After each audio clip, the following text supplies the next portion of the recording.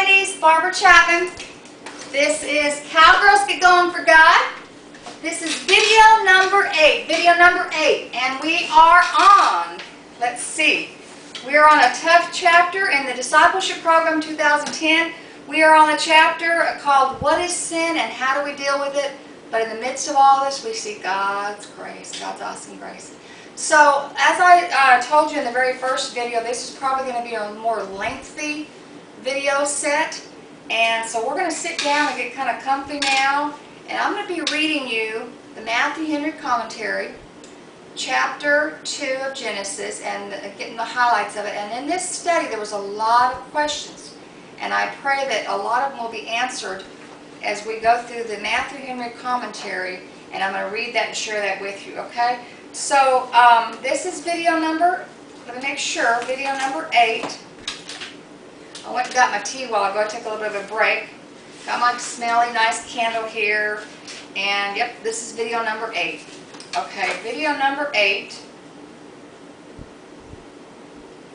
Alright, and my website is www.wow-womenword.com. I'm going to sit here and pray that God would help us understand this a little bit better. I got my tea over here to relax with, and my rocket here, and I hope that I just need to not rock myself to sleep as I share this with you tonight. Okay, let's just dive right in there. This is Genesis. Now this is Genesis, okay? Hold on one second, okay, ladies? I've done this twice now. Let me look at something, okay? Because when I started this, I said we were reading Genesis chapter 3, then I said, no, it's Genesis chapter 2. Let me get this straight. See, isn't God good to use us in spite of our boo-boos? And praise God you love me in spite of my boo-boos. The heart's right. Okay, let's see. Well, you know what, I started off right. I should have went with what I had typed up when I started this a while back.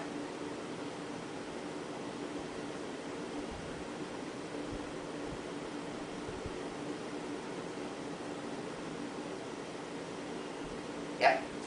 Okay, ladies. And probably the last 2 videos I said, 2 or 3 videos, I said we were in Genesis chapter 2. I stand to be corrected, and hopefully whoever was listening to the first ones, they won't turn me completely off saying that lady is wrong. It's not chapter 2, it's chapter 3. I apologize, and but no harm done. We just change it if you keep going through this, but we're going to be reading Matthew Henry Commentary, Genesis chapter 3, so we can answer a lot of the questions that we had. Okay? So, now what I'm reading now will not be hard copy on the website. When you go to the website and print out the first 7 videos, it will be correct. It will have the right chapters and everything will be on there. I'll probably make some notes about kind of the boo-boos maybe on one of the videos. But we're going to be going in, jumping right into Genesis chapter 3, Matthew Henry Commentary, and seeing more about sin and God's awesome grace in the midst of all this. Okay.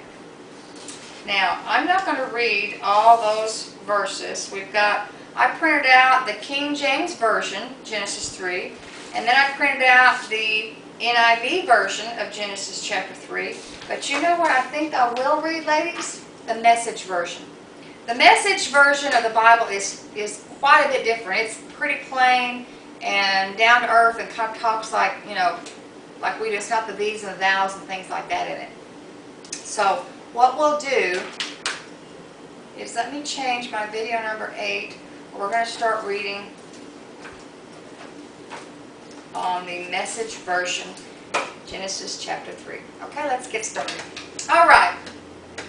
The serpent was clever, more clever than any wild animal God had made. He spoke to the woman. Do I understand that God told you not to eat from any tree in the garden? The woman said to the serpent, Not at all.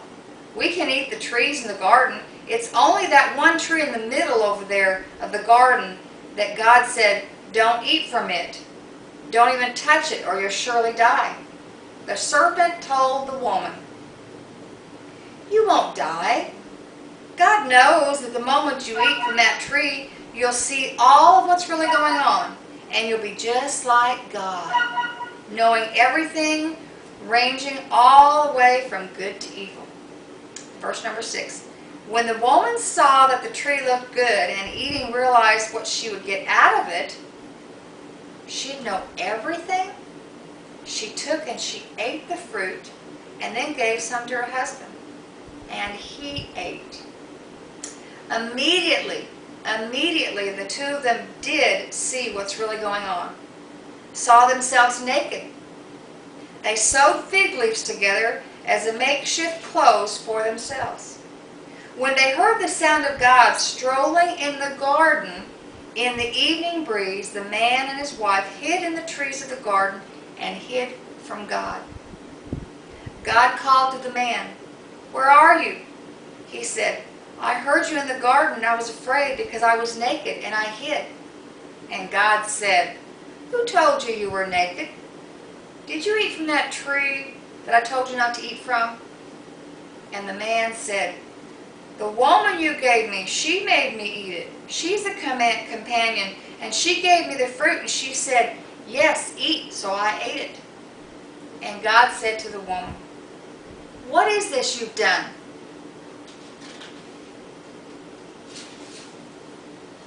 "The serpent seduced me," she said, "and I ate." God told the serpent, "Because you've done this, you're cursed and cursed beyond all cattle and all wild animals, cursed to slink on your belly and eat dirt all of your life. I'm declaring war between you and the woman, between your offspring and hers. He'll wound your head and you'll wound his heel." He told the woman, "I'll multiply your pains in childbirth and you'll give birth to your babies in pain. You'll want to please your husband, but he'll lord over you." He told the man, "Because you listened to your wife and you ate from the tree that I command you not to eat from, don't eat from this tree. The very ground is cursed because of you. Getting food from the ground will be as painful as having babies is for your wife. You'll be working in pain all your life long. The ground will sprout thorns and weeds, and you'll get your food from hard way, planting and tilling and harvesting, sweating in the fields from dawn till dusk, until you return to that ground yourself, dead and buried. You started as dirt, and you'll end up dirt." The man, known as Adam, named his wife Eve because she was the mother of all the living. God made leather clothing for Adam and his wife and dressed them. And God said, "The man has become like one of us, capable of knowing everything ranging from good to evil. What if he now should reach out and take fruit from the tree of the life and eat it and live forever? Never. This can't happen." So God expelled them from the Garden of Eden and sent them to work the ground, the same dirt from which they had been made of. He threw them out of the garden and stationed an angel cherubim and a revolving sword of fire east of it, guarding the path of the tree of life. Okay?